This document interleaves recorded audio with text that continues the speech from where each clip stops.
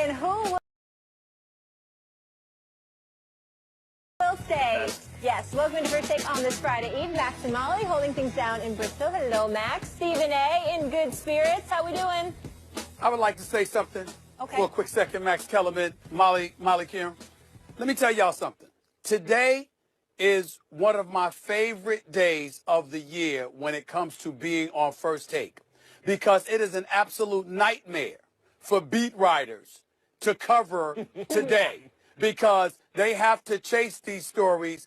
But since, you know, I've elevated my stature in the world of television, I don't have to do such things anymore, which makes me feel very, very sorry and sympathetic to my brethren, those beat writers out there, but very, very fortunate and blessed for myself. Isn't that amazing? Like, everyone has to chase down sources, right? Yeah. Until you have a platform that's big enough, and then the sources chase you down. Stephen A. Smith, the phone doesn't stop with the text all throughout the show. That would be true. The hard work has paid off, as we know. All right, gentlemen, let's start with the reigning champs, and the streets are talking. So we've heard the Kevin Love for Carmelo Anthony rumors, and now we're hearing the Rockets have talked with the Cavs about acquiring Iman Shumpert before today's trade deadline, according to league sources. Stephen A., do the Cavs need to make a move right now to defend their crown this season? In my opinion, I think they do. I would love for them to get a Carmelo Anthony. Listen, I like Kevin Love a lot. I think the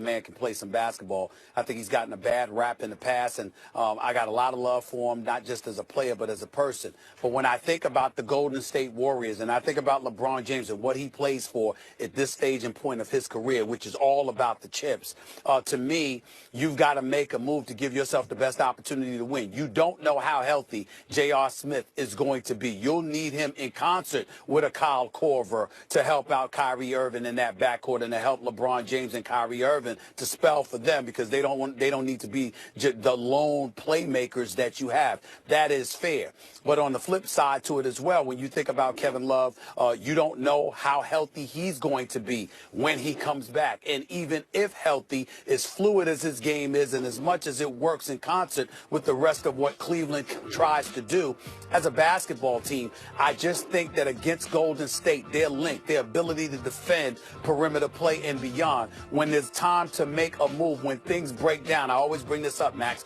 when things break down, do you have that dude who can still break you down? I don't believe that they have that third guy. I think they need it in order to beat Golden State. That's the only reason I would think about making a move right now if I was Cleveland. I mean, usually if you need that third guy, it's off the bench. Not if you have two guys who can do that better than anyone in your starting lineup. Usually you don't need a third. I'll say this. The Cavs are probably not going to win a championship this year, no matter what they do.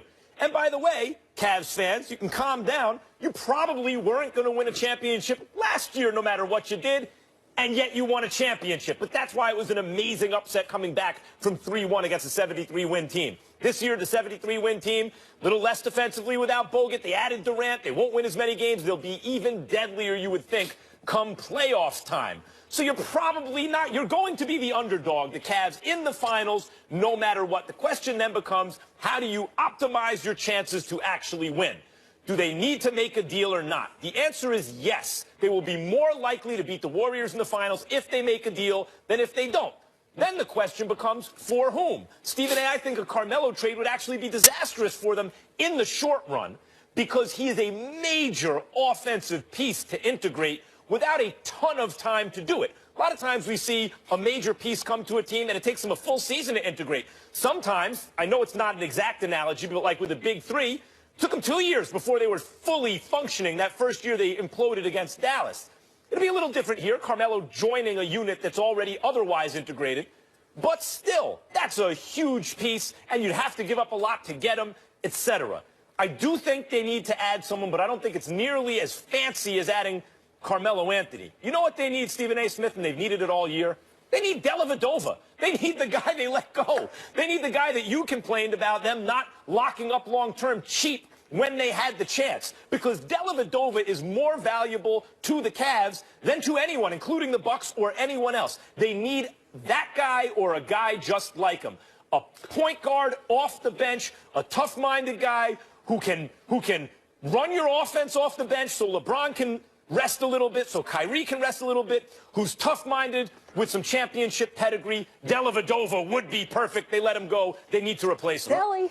Max Kellerman, I can't believe that you're going to have me here on national television trying to imitate Mark McGuire, but I must. By telling you when you bring up Matthew Dellavedova, I'm not here to talk about the past. I'm not here to talk about the past. Okay? The bottom line is this, Max. I see in your locker. They're valid. There you go. They're valid. The points are valid, Max. But here's the part where I got you.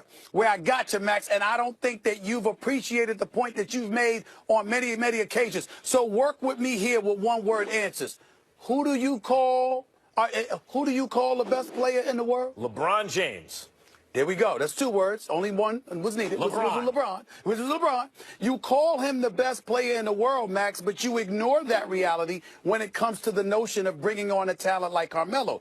You're looking at Carmelo, and I don't disagree with you if you're just looking at Carmelo. I'm looking at who Carmelo would be playing with. And when you talk about LeBron, what makes him so great? It's not just his physical prowess. It's not just his greatness in terms of his athletic ability, his finishing ability, his experience, etc. It's what he does to the troops around him, how he affects them, how he galvanizes them, how he's somehow, some way able to bring them together. And I'm saying to you, when you consider the greatness of LeBron and how much better he makes everybody else, I would ask you this question, Max, and I'll throw it to you.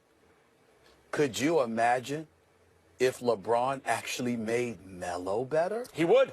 He did. He has. I know you would. But I'm asking you to imagine, just step back and imagine if Melo were better than we already agree we know he is.